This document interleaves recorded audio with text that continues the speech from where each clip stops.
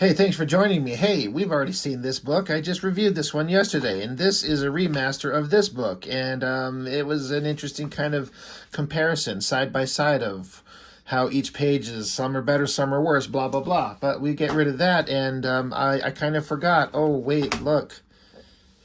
There's a whole other little preview on the other side of this thing that we absolutely have to look at. Airborne. Oh, I bet he just pleasured himself when he thought about how smart he must be for coming up with this title. I'm sure he just thought about it. He's like, oh my God, I've got to do a Superman's an asshole story. I thought we did that with Supreme. That was like literally the pitch to the whole thing, from his words from his mouth. Supreme was, what if Superman is an asshole? Well, I guess we're doing another version of it. All new explosive series. Yeah, I bet. Where is it? Got a close-up of a guy's face. I mean, it's not bad, but the colorist is the one who's selling the shit out of this. It's so boring. So, yeah, Airborne by Mr. We Know Who. I like the colorist. This guy really, he does really good.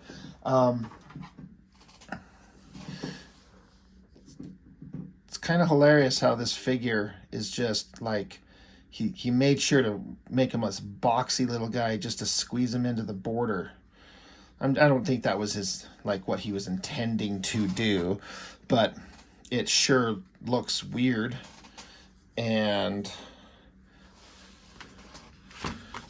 what the gun? What the hand? What just what? But, you know, the text is telling us about how there's a group of superhumans that lord over everything, and they get to rule the world, and there's a rebellion starting, but it's not going to last. There's nothing about this concept that is unique. It's just, you know, the basic concept is superhumans, they would rule the planet, they would rule over everybody, they'd be narcissistic, horrible, evil, monstrous assholes. Like, this has been done 1,000 times. So what is he bringing to the table? What is the clinch to this? You know, every story idea has been done, right? Every concept has kind of been covered, but it's about putting some kind of unique spin on it. And there's just a couple of pages of a preview in this thing, and there's nothing unique about it. Not one thing. I cannot get over his shit composition with this, like, rigid, stiff as a board. It looks like he's constipated. He's got to take a crap. You can see it in his face and the tension in his body. But he's got this big cape fluffing up over, but then he's got this big side shot of his head, and, you know, with the cape that comes out of his little pectoral muscles somehow, some way.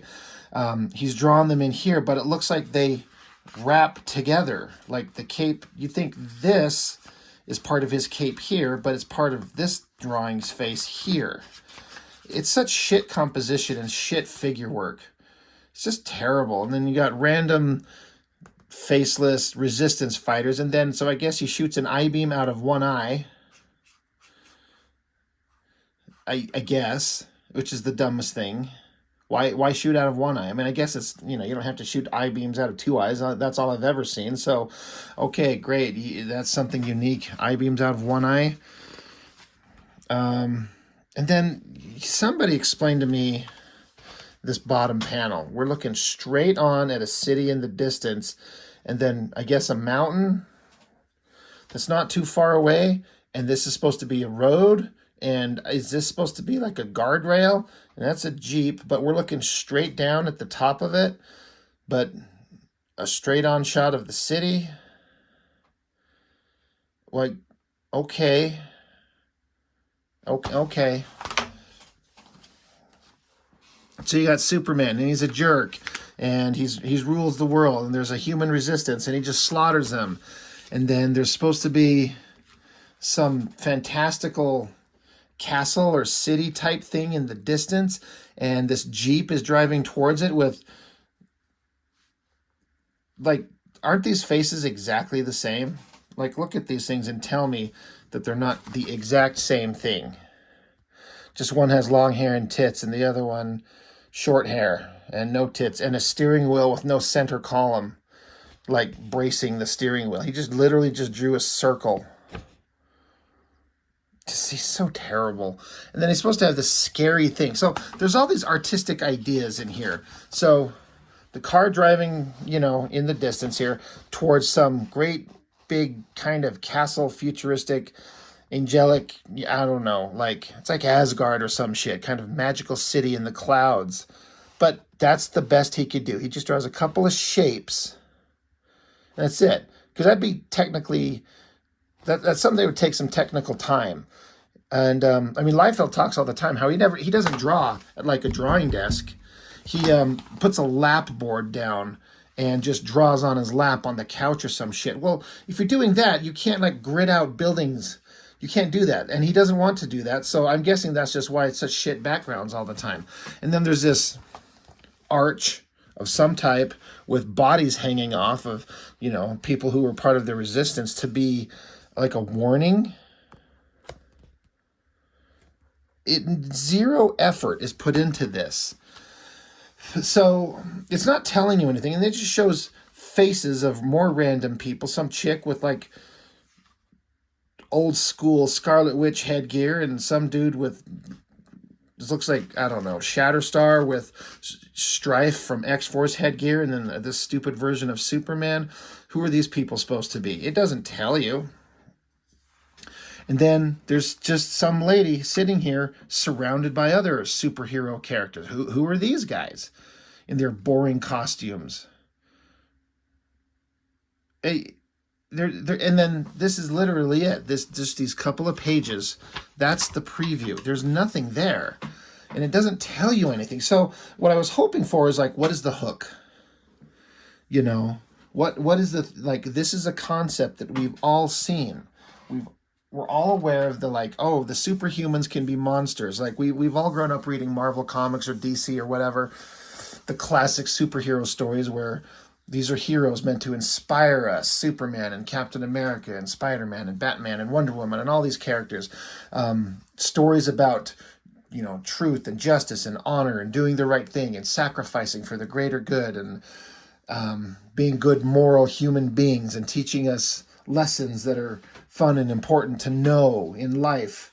And these weird, ridiculous, colorful characters, they're kind of childish in a way, but the stories have these really interesting, like, morality tales interwoven into them that made us like learn something and made them interesting. But then when you're going to do a spin on it and do like, okay, now the superhumans are all horrible narcissistic monsters like humanity would be and is, so they're going to be horrible people, but they have the ability to lord over you in a way that you can't stop because they're superhumans. Okay, that's another interesting take, and that's what he's doing here. But we've seen this. So what is the hook? What is the spin? Well, having read these few short pages, there's nothing in here. There's nothing in here to indicate what the unique, different hook is. It's just that there are superhumans, they rule over us, they kill us, and we're going to form a resistance and fight them. There's nothing there. It's irrelevant. It's dumb. Like, where's the unique thing to make you go, oh, that's the catch? It's not enough to make me want to come back. Now, honestly, because I have a YouTube channel and these are entertaining to look at and kind of talk shit on because they're so easy to do, if he ever does take this to regular series and puts it out there, I'm sure I'll pick it up if I can find it inexpensively somewhere, and we'll talk about it and see if he actually has something interesting that he's going to talk about. But for real, there's nothing here. It's just more boring stuff. It's just superhumans in colorful costumes and look, Superman's a jerk with great colors. So what is the point? I'm sure he thinks he's got some kind of amazing, like, oh, just wait. And if we just wait, it'll be years from now and we'll get a single issue and then it'll be over and he'll be off drawing something else. So, just a couple pages of HEIRBORNE, we got to check it out. We did I did a big long hour-long dive into the Brigade thing, which was fun. You know, I got to point out, there was something that I noticed on one of these pages in here. It's just so ridiculous. This page, 100%, that is just Rob Liefeld redrawing. But like, this panel right here, the cops are standing straight up and down. The building is straight up and down. But this news reporter girl is like way off to the side. So what is she, falling over? Like, I can see this being, when you're laying out the page, you're trying to do like a dramatic angle, kind of like if any of you artists out there have read through that How to Draw Comics the Marvel Way. There's a whole section in there of like, here's a simple way to tell a story. Like, here's a character and it's just a straight on shot. But if you take and you tilt it, it gives it some dramatic kind of flair and gravitas, and it's interesting. And I feel like that's what this character was probably supposed to be doing. But then he just do everything else just straight up and down vertical. So she's just like leaning to the side, almost like the camera's tried to pan away from her because she's boring. She's like leaning into view just to stay in frame. I'm sorry, I was just flipping through this again, and I noticed that. I'm kind of bummed out. I didn't notice it the first time that I flipped through this thing and talked about it. But anyway, there's a lot of good stuff in this thing, and there's a lot of not so good stuff. But back to the point at hand, Airborne. Whatever, Mr. Liefeld. There's nothing there. You can tell us it's amazing, and you can draw sketches and covers and whatever and tell us how this is an amazing thing, but where is it? What is it? Is it going to be any good? I kind of doubt it. Anyway, whatever. Good colors, though. Great colors. Anyway, short video. That's all I got. Thanks for joining me. Bye.